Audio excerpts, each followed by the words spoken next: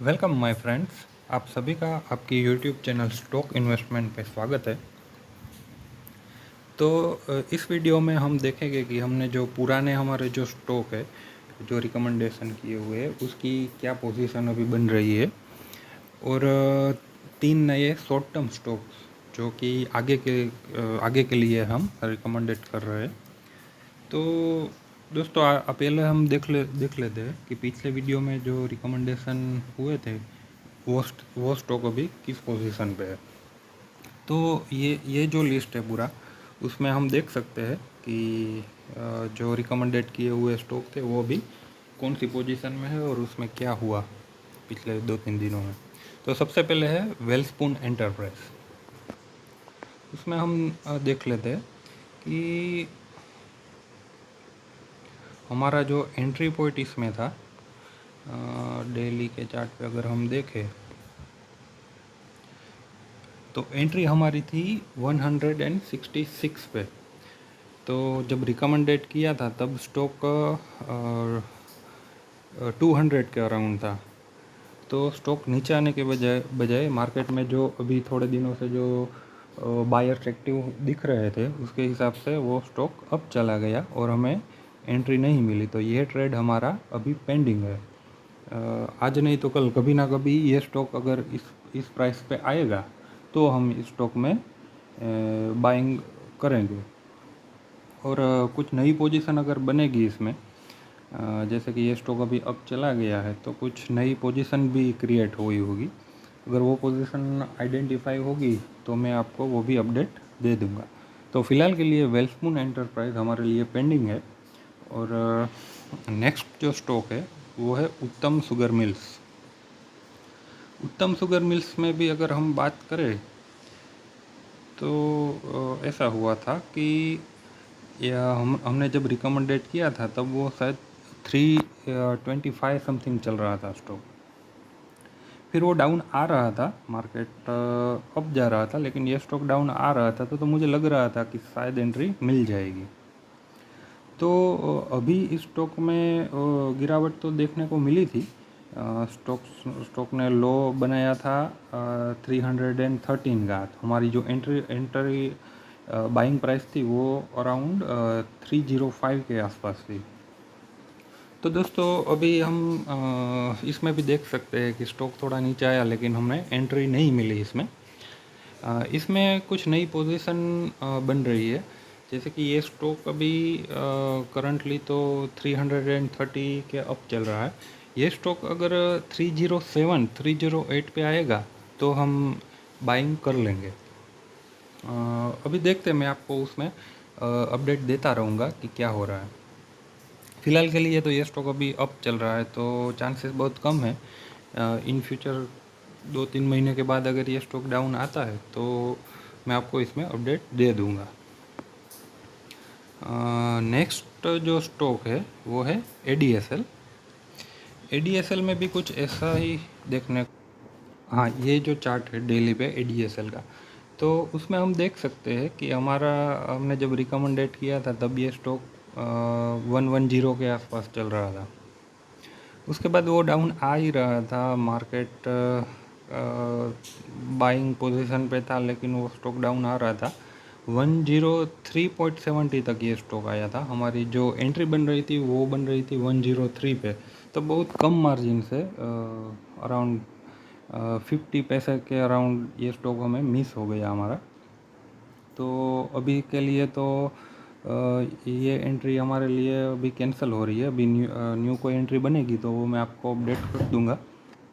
फ़िलहाल के लिए तो अभी ये हमारी एंट्री मिस हो गई है इसमें, और ये जो ट्रेड है वो एग्जीक्यूट होके फिनिश हो गया है। तो आई थिंक पॉइंट 50 पैसे के लिए ये स्टॉक हमने मिस कर दिया। उसके बाद आप देख सकते हो कि स्टॉक में बहुत ज़्यादा रैली देखने को मिली। एक्चुअली ये सब इसलिए हो रहा है कि मार्केट बहुत अप चल रहा है अभी।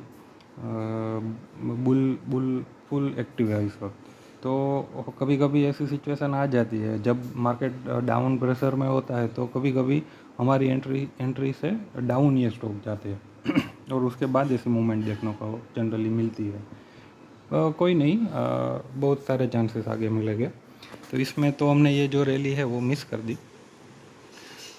अभी जो नेक्स्ट स्टॉक है हमारा वो देख लेते हैं, मान इंडस्ट्रीज़। मान इंडस्ट्रीज़ में हमने एक हमारा ट्रेड जो है वो पूरी तरह एक्टिव हो गया था, एंट्री भी दी थी इसने हमें। तो इसमें हमें बहुत अच्छा प्रॉफिट भी मिला।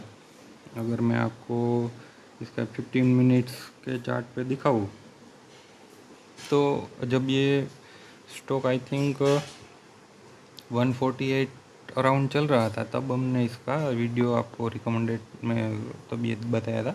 एंट्री इसमें जो हमारी बन रही थी वो बन रही थी 140.35 पे। तो यहाँ पर आप देख सकते हो ये जो एंट्री है, इस कैंडल पे हमको एंट्री मिली थी। फ्राइडे था उस दिन, 7 जुलाई को। मैंने इंस्टाग्राम टेलीग्राम सब में इसका अपडेट भी दिया था कि एंट्री हमारी हो चुकी है। तो इसमें हमने हमारा ट्रेड जो है वो सक्सेसफुली एंटर हो गया था। उसके बाद थोड़ा डाउन प्रेशर इसमें देखने को मिल रहा था। स्टॉक जो है हमारा वो स्टॉप लॉस और एंट्री के बीच में कंसोलिडेट हो रहा था।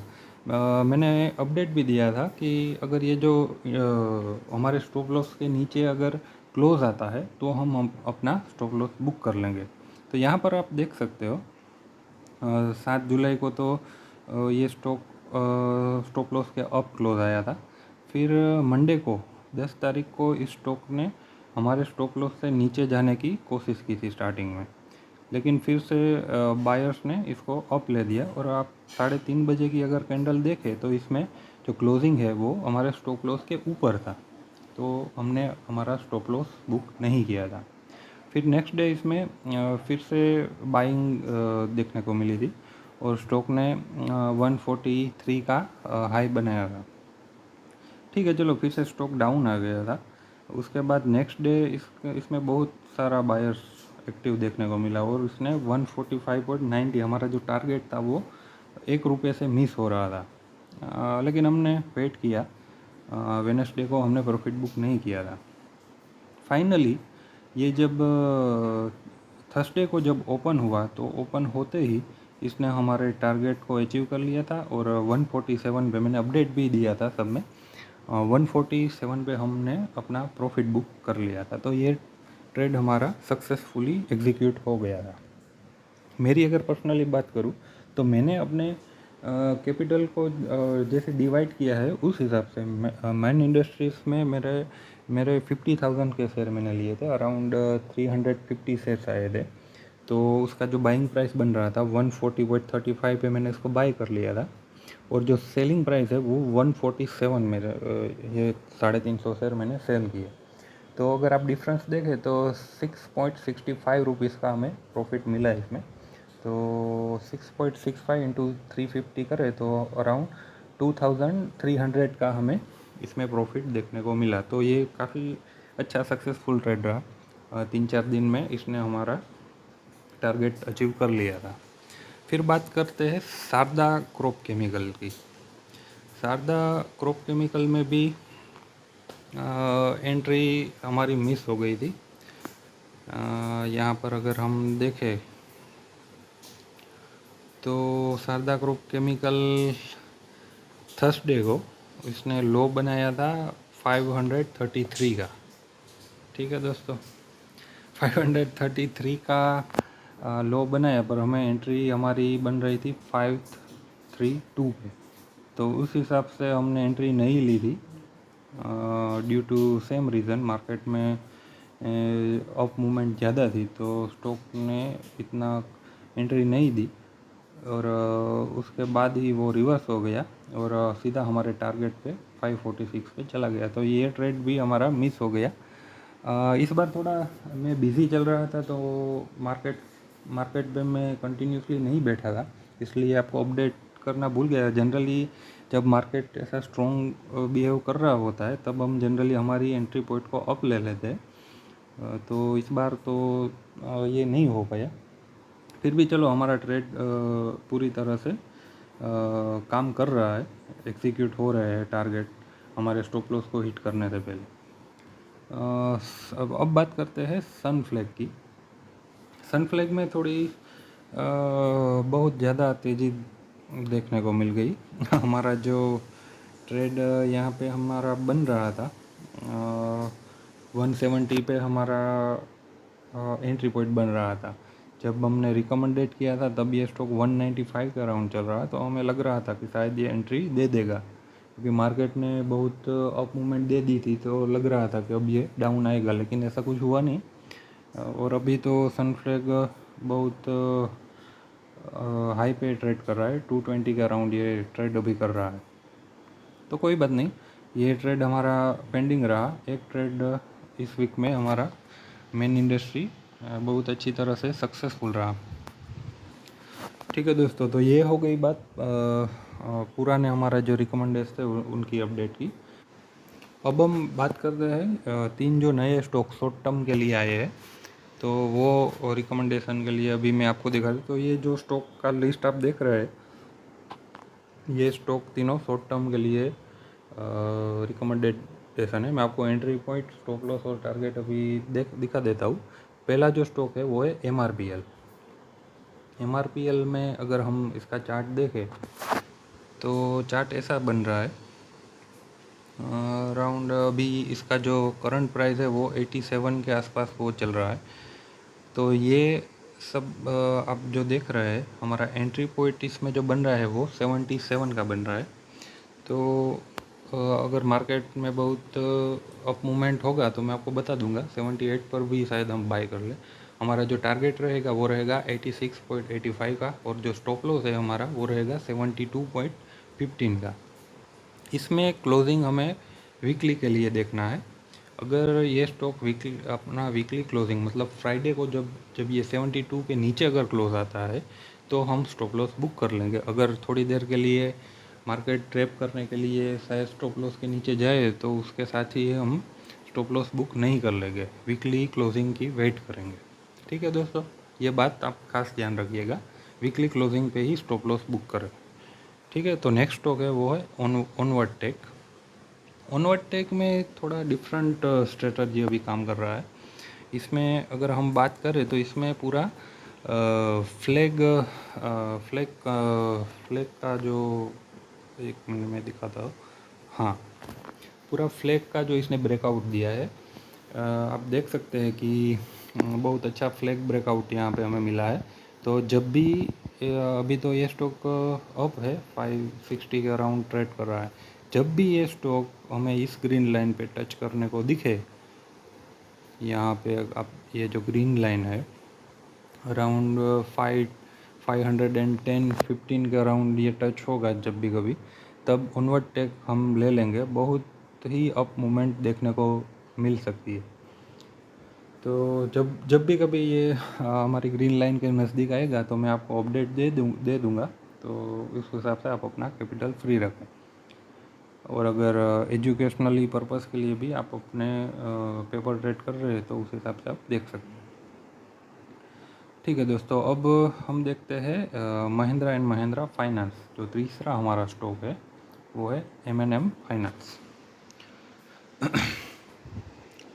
M&M फाइनेंस में दो ट्रेड बन रहे हैं। एक ट्रेड है वो अभी बहुत थोड़े ही टाइम में शायद एग्जीक्यूट हो जाएगा। आप अगर देखें तो करंटली M&M फिन 314 पे ट्रेड कर रहा है। ठीक है दोस्तों, तो जब भी कभी हमें एंट्री मिलेगी, शायद 1-2 दिन में मिल जाएगी। हमारी एंट्री बन रही है 307.50 पे। जी हाँ दोस्तों, यहाँ पर हम एंट्री ले लेंगे। फिर हमारा टारगेट रहेगा 322 का, और जो हमारा स्टॉप लॉस है वो है 300 का। सिमिलरली आपको आगे जैसे बताया उसी तरह वीकली क्लोजिंग अगर हमारा स्टॉप लॉस के नीचे आता है तभी हम हमारा स्टॉप लॉस बुक करेंगे। ठीक है दोस्तों, तो ये सब हो गया आज के वीडियो। यहाँ तक ही रखते हैं। आगे की अगर कोई अपडेट होगी तो मैं आपको वीडियो में अपडेट दे दूँगा। करंटली अभी जो लाइव अपडेट के लिए आप इंस्टाग्राम और टेलीग्राम पर भी फॉलो कर सकते हैं। मैं आपको लिंक डिस्क्रिप्शन में दे दूँगा। और प्लीज़ चैनल को सब्सक्राइब कर दीजिए।